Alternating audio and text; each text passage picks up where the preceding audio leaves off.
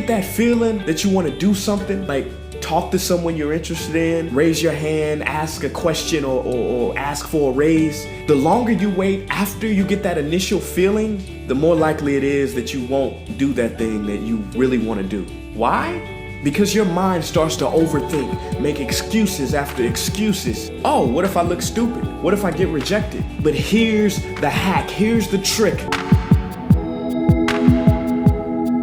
So today's message is act despite fear. Fear is normal. It's part of what makes you human. You would not be human, or you'd have some crazy condition if you never felt fear. I think the people who say don't be afraid aren't giving you practical advice. It's be afraid, feel the fear, and then step into it and do it anyway. And the more you get used to taking on those fearful projects that you're scared of, the stronger you'll get, the more resistance you'll get, the higher tolerance you'll get to do bigger, better, bolder, badder things. I think the trick though is spotting the fear. Here's what I think happens to most people. There's some opportunity that comes along, there's some moment that comes along, whether it's with a client or meeting somebody or an event, something comes along that you're afraid of. You're afraid of doing it. It's gonna stretch you beyond what you've ever done before. And then what you do is you rationalize saying no. I don't have the money to go to that event. I'm too busy to go and do that thing right now. You find the reason why you can't go and do it. You rationalize it, but really deep down, the reason is you're just afraid. And until you spot the fear, until you understand that it's really just the fear, then you're never gonna solve the problem. So step one is understanding when there is fear. Step two is then stepping into it and doing it anyway. And a lot of this stuff is just so subconscious. You know, we as human beings are kind of trained to, when we're afraid something's gonna go wrong, and to be safe. And so it's trying to catch that subconscious action and proactively change it. And so spotting the fear and not rationalizing it away and not just doing what your subconscious always does that keeps you down where you are is so important. Being truthful that the reason why you said no or you're not taking this opportunity is just because you're afraid. And the answer to saying no should never be because I'm afraid. You want to rejig your system. So whenever that's the answer, because I'm afraid to do it, now you have to do it. Because you're afraid, now you have to go out and do it. And you build your muscle to get stronger, to take on new opportunities, so you don't play safe and play small for the rest of your life. There was one concept that I would suggest to people to take a daily confrontation with is fear. The problem with fear is that it lies, right? So fear tells you, hey, you know, if you say that to that girl, she's gonna know she has you, you know, and she'll never really be attracted to you if she knows how much you attracted to her. Don't say that, no. How we get her is when she walks by, ignore her. Right, it's a smooth, you know, it's like, pop it on your shoulder. Fear tells you dumb shit like that, right? You know, so, you know, for me, the daily confrontation with fear has become a real practice for me since about three years ago. And today is very straightforward. It's just to bridge the gap between what the science says about fear and how we normally think about it and talk about it. First, we need to talk about where fear comes from. It's actually wired in. And it comes from a region of our brain called our amygdala. And some people call this our lizard brain.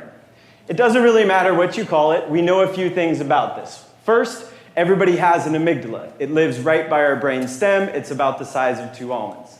It's there for survival. It's there to keep us alive. And one of its most common tactics to keeping us alive is it generates fear to steer us away from danger.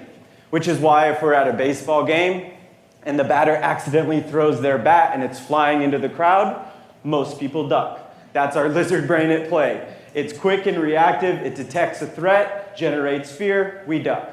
It's also why I can walk around the edge of this dot and I feel perfectly fine, because it's about 2 centimeters high. If this was 150 feet high, I would be freaking out right now. That's my lizard brain generating fear, saying, dude, get away from the edge of the cliff. Our lizard brain is great at its job. However, there's a bit of a glitch to the system. The glitch is our amygdala doesn't really know the difference between the good challenges and the dangerous ones in life. And it doesn't know the difference between the good and bad risks. So its tactic is really to just avoid them altogether. There are 4 sort of triggers that really enhance and create fear: uncertainty, attention, change, and struggle. The idea here is if these 4 elements are present, fear will be present. Now, I think we can all agree that those 4 elements could absolutely describe a dangerous situation. But they're also present in the best learning opportunities as well. They're present when we perform and compete in art and music. Learning involves lots of these things. And again, if these 4 elements are present, fear will be present. And more times than not, when we feel fear, we find a way to avoid doing the thing, which is excellent when it comes to danger, but not ideal for learning. So yes, this keeps us safe from bats flying at our head, but this is also why we don't like to ask and answer questions in a group. Think about it. If I called on you and you raised your hand to speak up and give an answer, what happens? Most of the people in the room go, phoom, and they look at you. You have attention. There's also some uncertainty at play. It might be the wrong answer or a dumb question. With uncertainty and attention comes fear. More times than not, we don't ask the question. We call that the lizard won the battle. This small little moment would challenge us and stretch us out of our comfort zone. We feel fear, we don't ask. We've all been there. This is why back in the day you had a paper due in 2 weeks. What day would you write the paper? Night before, same, every time. Procrastination in a big way is coming from the lizard brain, because every day leading up to the due date, we have a choice to sit down and do the research and write, or watch Netflix. Which one do you think my lizard wants? Netflix. But let's talk about why. Through the eyes of the lizard, the world is black and white. It doesn't really know what we're doing. In its eyes, it's either I could struggle right now or not struggle. It's always going to choose to not struggle. Another tactic I do, I call it downgrading the struggle. Like, rather than writing a new article on my website, I'll vacuum my house 3 times. I'm staying busy, but I'm choosing the option that involves less struggle, uncertainty, attention, or change. This is why I wake up in the morning and say, I am definitely going to cook a healthy meal tonight. And then I work all day, and I'm driving home, feeling tired, and my car does this really weird thing. It sees a Chipotle and goes, scoot, and pulls in. That's my lizard brain at play. In that moment, I'm presented a choice. I could have something salty, fatty, and delicious right now. Or go to the store, buy the ingredients, go home and prepare them. Which one do you think my lizard wants? Chipotle with extra guac. Now, I want to be clear that the tactic of taking what we can get and getting it now, choosing easy over hard, instant gratification, that is excellent back in the day for survival when we didn't know when our next meal was going to be. It's great to keep us out of danger. But we're playing a different game now, but the software is the same. This is also why giving this talk is way harder than the one I did last night, or a talk. Anything that stretches us and challenges us. It doesn't mean something's wrong. It doesn't mean we're not ready. It means we're a human. That's the human response. With our old school approach to fear, we look at it as a very negative thing. So we assume the presence of fear means I can't or shouldn't do this. With our upgraded approach, we realize it's natural, it's human. And with that knowledge, you see we're more likely to put ourselves in those situations. We're more likely to do the thing, which helps us learn, grow, and get better. To be honest with you, no topic that I've learned about learning has helped me more than this one. That before that conversation with Seth, I was an absolute mess before, during, and after presentations like this. And I assumed that all the fear that I felt was because I was too young or not smart enough to do this. Literally since the day he gave me permission to feel fear, it's totally changed the way that I do this. But it doesn't mean the fear goes away. I've done almost 900 talks like this in the last 3 years. Dancing with fear is a skill, so the more that we do it, the better we get. But speaking from experience, the fear doesn't go anywhere. My lizard is freaking out right now. This is a skill. This is something we can all get better at.